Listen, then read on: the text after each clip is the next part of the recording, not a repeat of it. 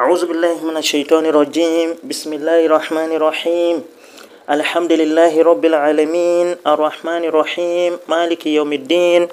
إياك نعبد وإياك نستعين. اهدنا صراط المستقيم صراط الذين أنعمت عليهم غير المغضوب عليهم ولا الضالين آمين. اللهم صل على سيدنا محمد الفاتح لما أغلق والخاتم لما سبق ناصر الحق بالحق والهادي إلى صراطك المستقيم وعلى آله حق قدره ومقداره العظيم ولا حول ولا قوة إلا بالله العلي العظيم. أما بعد، السلام عليكم ورحمة الله تعالى وبركاته. Jama'a masu saurare mu, muna yi maku barka da wannan yammaci, kuma muna yi wa kowa fatan alkhairi.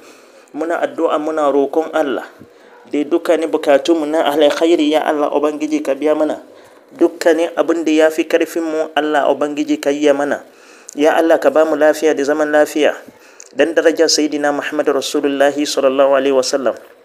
Jama'a masu saurare mu, abin da muka zo maku da shi a wannan yammaci shine sirrin bude hanyoyin arziki kuma da alkhairai. Insha Allah tabaraka wa ta'ala, idan ka yi wannan sirri mai albarka, Allah Ubangiji zai bude maka harkokinka.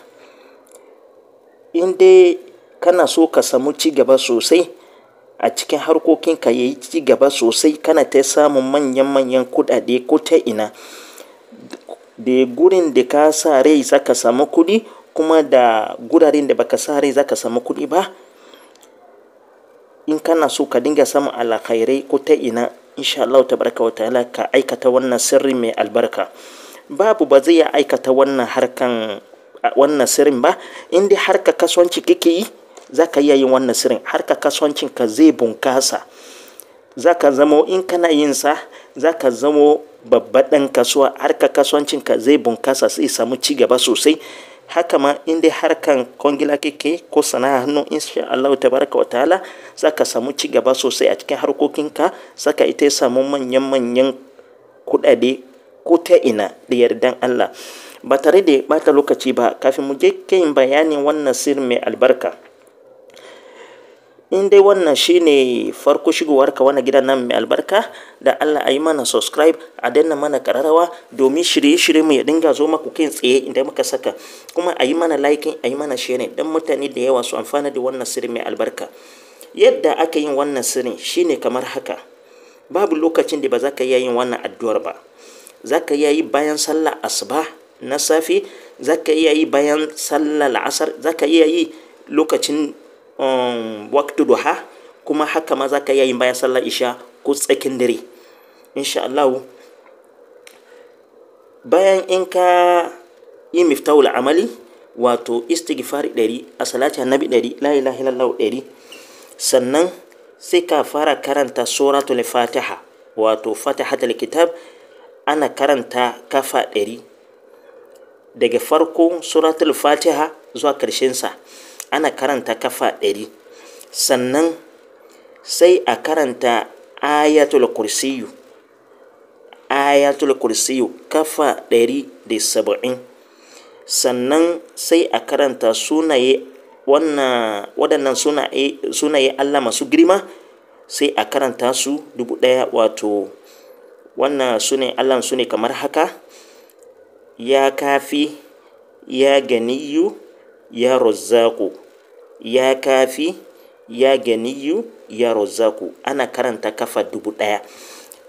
Bayan haka sai ka yi wa annabi salati 100, sai ka yi tawassuli da manzon Allah. Wannan a salatin adiya ga sayyidina Muhammad Rasulullah, sai ka yi tawassuli da annabi, sai ka roƙa abin da kake so a wajen Allah game da arziki. Insha Allah tabaraka wa ta'ala, zaka sha mamaki. Ana yin wannan addu'ar ko ka yi shi kwana 7, ko ka yi shi kwana 21, ko ka yi shi kwana 41. Insha Allah tabaraka wa ta'ala, kafin ka gama wannan addu'an ma, zaka sha mamaki yadda zaka dinga samun alkhairai ko ta ina. Da gurin da ka sa rai zaka samu kuɗi, da gurin da baka sa rai zaka samu kuɗi ba, ko ta ina zaka yi ta samun kudade da yardan Allah. Allah Ubangiji ya amsa mana, kuma ya bamu iko aikatawa. dan daraja sayyidina Muhammad Rasulullahi sallallahu alaihi wasallam. Anna muka kawo karshen bayanin wannan sirri mai albarka. In dai akwai abun da baka gane ko baka fahimta ba game da wannan sirrin, za iya tuntuɓa mu akin namba wayar mu ko a tura mana sako akin WhatsApp namba din mu. Kuma in dai wannan shine farko shigowar ka wannan gidan nan mai albarka, da Allah a yi mana subscribe, a danna mana kararawa domin shirye-shirye mu ya dinga zo maku kai tsayin da muka saka. Kuma a yi mana liking, a yi mana sharing dan mutane da yawa su amfana da wannan sirri mai albarka. Allah ubangiji ya amsa mana dukkanin addu'o'in da muke yi, kuma ya biya mana bukatunmu dan daraja sayyidina Muhammad Rasulullahi sallallahu alaihi wasallam. Allahumma salli ala sayyidina Muhammad al-Fatih lima ughliq wal khatim lima sabaq nasirul haqq bil haqq wal hadi ila siratikal mustaqim wa ala alihi haqqa qadrihi wa miqdaril azim. Subhana rabbika rabbil izzati amma yasifun wassalamun ala al-mursalin walhamdulillahi rabbil alamin. Assalamu alaikum wa rahmatullahi ta'ala wa barakatuh.